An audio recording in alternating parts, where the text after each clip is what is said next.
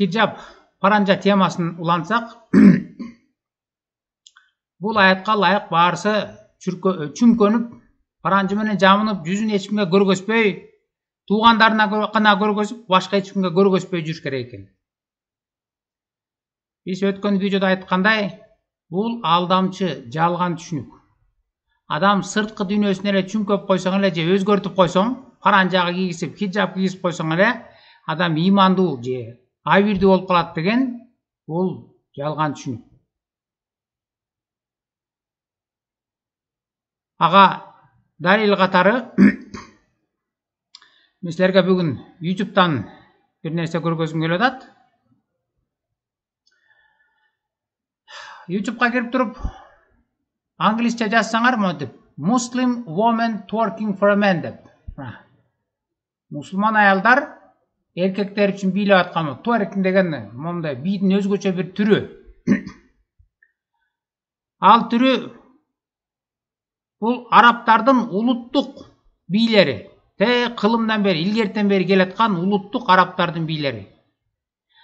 Аны эч бир тартынбастан, уялбастан видеого чыгарып койгон.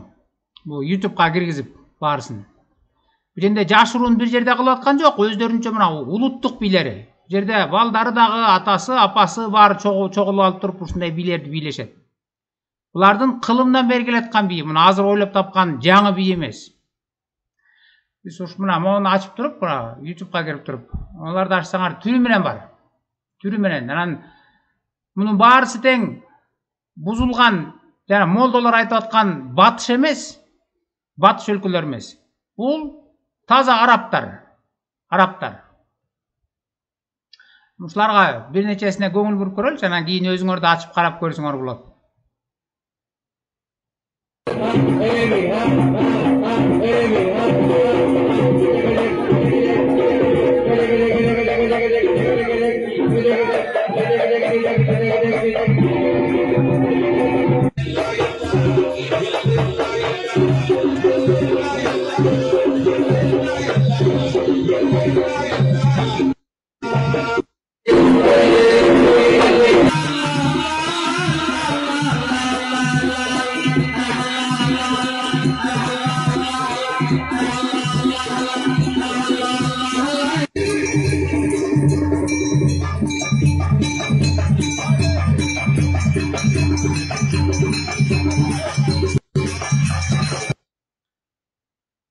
Өзүңөр көрүп аткандай бул жерде араптар улуттук кийимдери, улуттук инструменттери музыкальный. Анан баарысы тең паранжа, хиджаб, ошонусу менен өзүнүн улуттук бийлерин бийлеп атат. Muslim woman twerking. Мусулман аялдар. Башкасын карап көрөлүк. Булар дагы жалаң паранжычан, бирок кылган иши бул.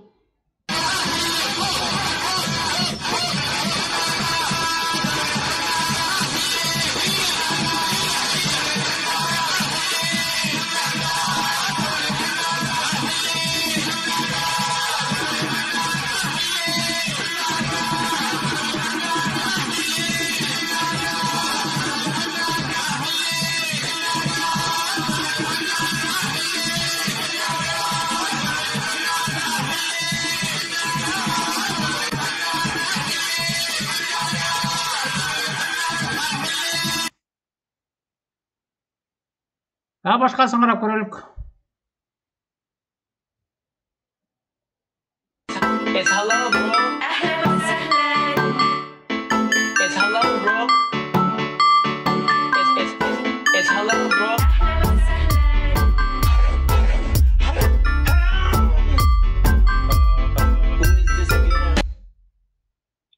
Көрөсүңөр булар араптар. Бул батыш эмес. Ал тургай, бул Афганистан, Пакистан дагы эмес. Мына бул таза араптар өздөрүнүн улуттук кийимдери, улуттук инструменттери менен улуттук бийлерин бийлеп отурат. Баары зато аялдар бүт паранжачан.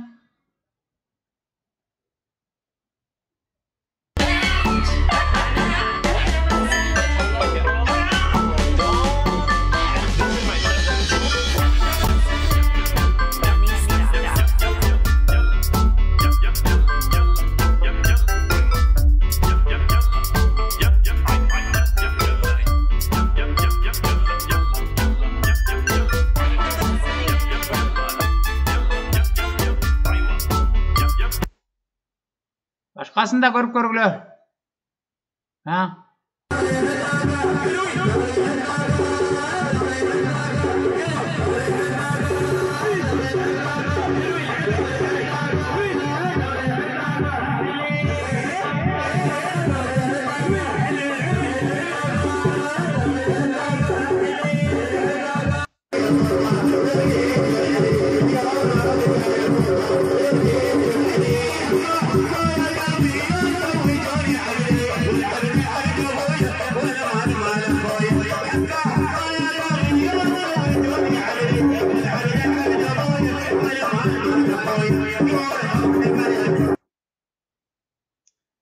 Көрүп атасыңар, бул деген жашыруун бир публичный дом эмес, булардын улуттук өздөрүнүн инструменттери, улуттук кийимдери, анан улуттук бийлери.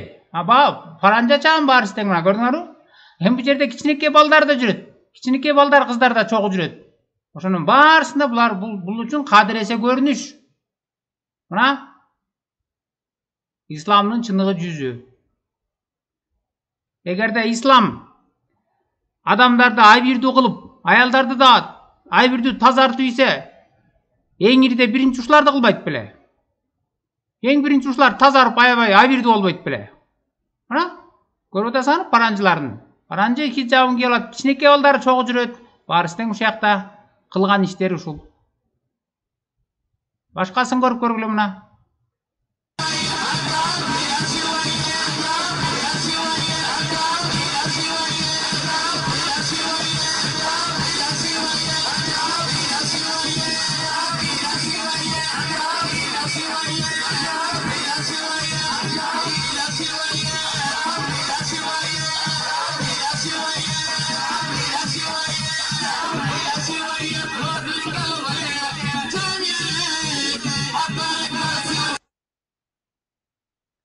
Дагы башка түрүн көрүп көргүлө.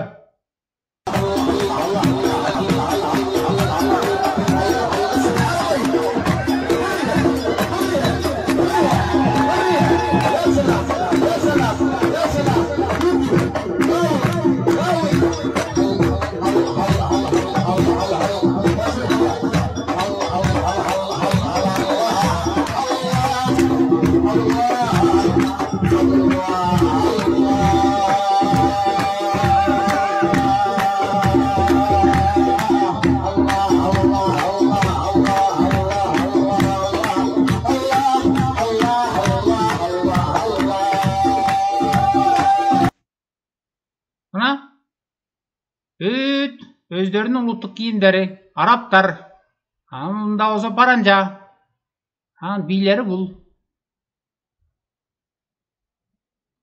Башкасын көрүп көргүлө мунусу, андан да уят.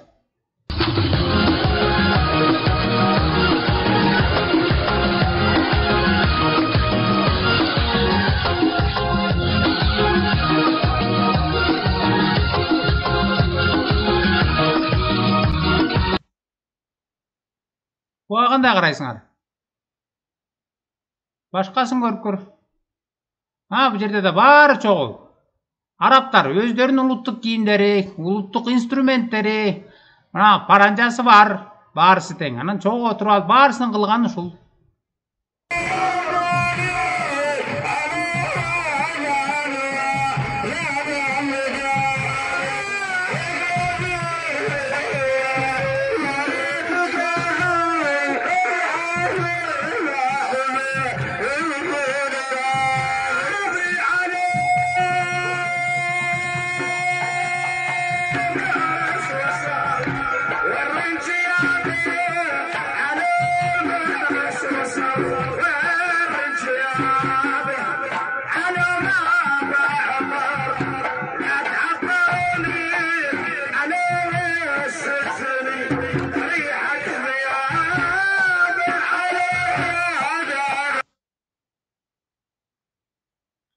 Башкасын да көрүп көргүлө. Бул айтмакчы аялдар эле эмес, эркектер да ушундай билет. Эркектерин көрүп көргүлө азыр.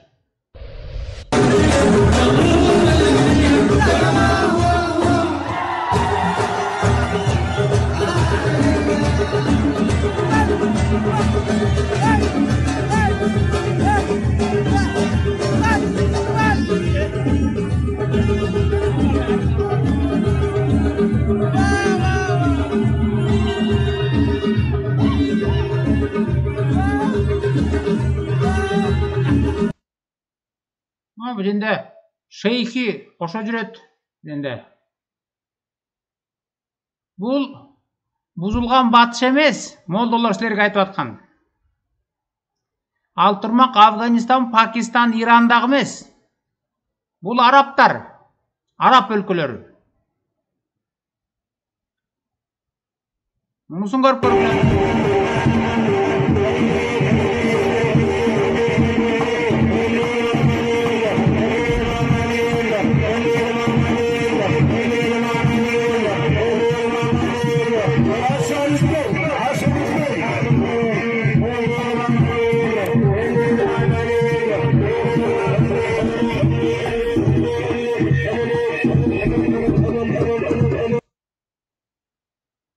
Дагы башкасын көрүп көргүлө.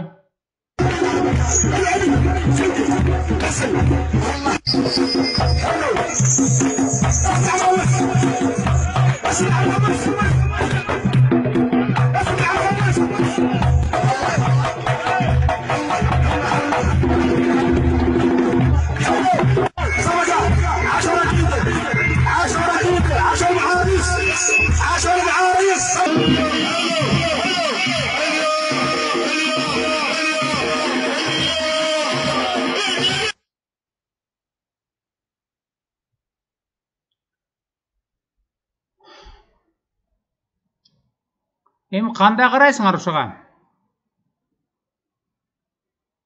Эгерде ислам дини жа хиджаб кийген, паранжа тагынган аялдарды, адамдарды абийирдүү кылып ийсе, эң биринчи арабтарды кылбайт беле? Мына бул бүт арабтар. Элаң арабтар, арабтардын кылып аткан иши, улуттук бийи. Бул жерде муну ачып карасаңар, бул деген жашыруун бир жерде жүргөн жок. Бул чоңдору да, кичинеси дагы моулар, могу кичинекей баласы чогуу жүрөт, үй бүлөсү менен чогуу жүрөт. Атасы, апасы баарысы чогуу бул жерде. Булардын улуттук салты, улуттук бийи. Момундай паранжа тагынганыңдын пайдасы эмнеде? Мына башы көрүнбөйт. Башы көрүнбөйт. Зато башка жагы бүт көрүнөт. Башты бүт жаап алган. Зато башка жагы бүт көрүнөт.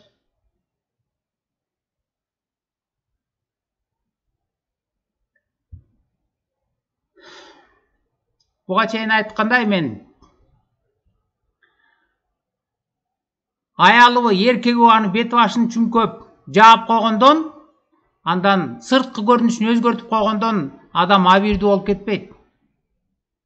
Чыныгы абийирдүүлүк, же орусча айтканда целомудрие деген. Ал Кудай адамдын ички дүйнөсүнө кирип, адам ички дүйнөсүнөн Кудайды кабыл алып, ичинен өзгөрөт. Ичине абийир киргенден кийин аң сезиминен түшүнгөндө муну жаман экенин, уят экенин, анан ошондон абийирдүүлүк келет. А сырткы көрүнүшү менен жөнөкөй эле чүңкөп кой, жаап кой алардычы. Жанагы могул аятка ылайык баарысын чүңкөп койгондон, жаап койгондон, көргөзбөй койгондон эч нерсе өзгөрүп кетпейт. Адам деген ички дүйнөсү менен адамда. Ички дүйнөсү кандай болсо, ошондой анан ал сыртынан көрүнөт. А сыртта бетин жаап койгондон, паранжа менен чүңкөп жаап койгондон ич мунун бети жабык экен, зато башка жагы ачык. Жөн эле ачык эмес, аны кандай кылып атат? Эмне иш кылып атат? Мына карап көргүлөчү. Анан бул деген батыш эмес. Молдолор силерге алдап айтып аткандай. Батыш бүт барыштан батыштан бузулуп келип атат деп. Бул мына ал турмак Афганистан, Пакистан эмес, бул арабтар. Өзүңөр да ачып алып карап көргүлөчү ушулар. YouTube'дан. Эми бул дагы бистүгөстөй келатат каптап. Ислам деген, исламдык түшүнүк күндөн күнгө, жылдан жылга элдин аң сезимине тарап сиңип атат да. Анан паранжасына баарысын аялдарды чүмкөйт. Анан анын аркасынан жанагыл педофилиясы келет, гейлери келет, анан биягы келет. Паранжасын үйрөнүп бүтүштү, аялдарга кийгизип атат. Хиджаб менен кошуп. Анан эми биягы келет аз күндө. Анын аркасынан. Биста хиджаб кийип жүргөндөрдү көрсөң эле ушулардын кылык жоруктары эсиңе түшөт. Хиджаб кийгенди көрсөң эле ушуларды эстейсиң. Көз алдыңа ушулар келет да. Ал хиджаб кийип алуу же паранжа менен бетин жаап алуу деген ал абирдүүлүктүн белгиси эмес. Абирдүүлүк адамдын ички дүйнөсүнөн келет. Чыныгы Кудайды таанып, ичинен өзгөрүп, ичинен күнөөгө, момундай жаман ишке башкача караганда, анан ошондо адам чыныгы абирдүү, чыныгы орусча айтканда целомудренный болот. А сырткы кебетесин өзгөртүп койгондо эмне? Мунун сырткы кебетеси өзгөргөн. Мына көрүп турасыңар. Ичи эчтеке өзгөргөн жок. Андан да жаман болду. Булардын да сырткы бетин жаап алган мына. Бирок кылып аткан ишин кара мына. Мунун да бети жабык. Зато башкасы ачык. Булардын да бүт баарынын бети жабык. Мына мунун да бети жабык. Булар да жабык. Булар да жабык. Бирок ошол жаап койгон нерсе буларды моралдык жактан бийик кылып, тазалыкка, абирдүүлүккө үйрөттүбү? Эч кандай үйрөткөн жок. Чыныгы абирдүүлүк, чыныгы Кудайды таанып, ички дүйнөсүнөн өзгөргөндө гана ошондо келет.